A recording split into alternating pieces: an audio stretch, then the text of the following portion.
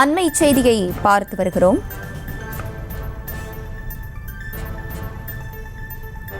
காஞ்சிபுரம் மாநகராட்சி பணிகள் குழு தலைவராக கவுன்சிலர் கார்த்திக் தேர்வு செய்யப்பட்டிருக்கிறார். அண்மை செய்தியாக பார்த்து வருகிறோம். மேலும் விவரங்களோடு இணைகிறார் செய்தியாளர் துரை வெங்கடேஷ். துரை வெங்கடேஷ், வணக்கம். விவரங்களை வழங்கலாம். வணக்கம் அர்ஷினி. இந்த காஞ்சிபுரம் மாநகராட்சியிலே மொத்தம் 51 வார்டுகள் 51 கவுன்சிலருடன் செயல்பட்டு வருகிறது.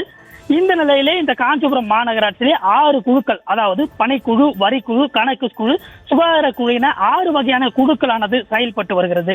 இந்த நிலையிலே கடந்த சில மாதங்களுக்கு முன்பாக இந்த பணிக்குழு தலைவராக இருந்து வந்த 30வது வார்டை சேர்ந்த திமுக கவுன்சிலராக இருந்து வரக்கூடிய சுரேஷ் என்பவர் அந்த பதவியிலிருந்து ராஜினாமா, பல்வேறு கவுன்சிலர்கள் பல்வேறு வகையான குற்றச்சாட்டுகளை முன்வைத்ததன் அடிப்படையிலே இந்த நிலையிலே திமுகவின் சார்பிலே அவரை ராஜினாமா செய்திட வலியுறுத்தியதாக சொல்லப்படுகிறது.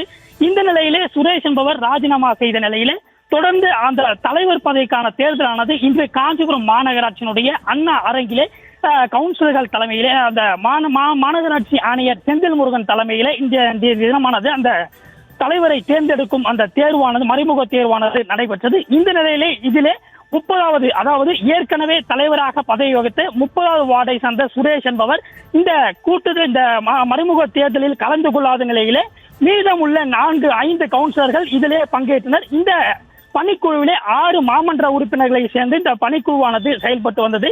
இந்த நிலையிலே மீதமுள்ள அந்த 5 நபர்களில் 4 நபர்கள் அந்த மறைமுகமாக இந்த தேர்ந்தெடுக்கப்பட்ட இந்த மறைமுக தேர்தலிலே இந்த எதிர்ப்பு, அதாவது மேயருடைய திமுக மேயராக இருந்து வரக்கூடிய மகாலட்சுமி யுவராஜுக்கு எதிராக இருந்து வரக்கூடிய அதிருப்தி கவுன்சிலர் எஸ்கேபி அந்த கார்த்திக் என்பவரை மறைமுகமாக தேர்ந்தெடுத்திருக்கிறார்கள்.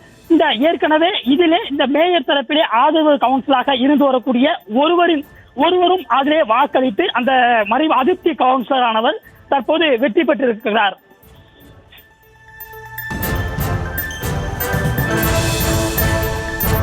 விவரங்களை வழங்கியமைக்கு நன்றி துரை வெங்கடேசன். செய்திகளை உடனுக்குடனும் துல்லியமாகவும் தெரிந்து கொள்ள சப்ஸ்கிரைப் பண்ணுங்க.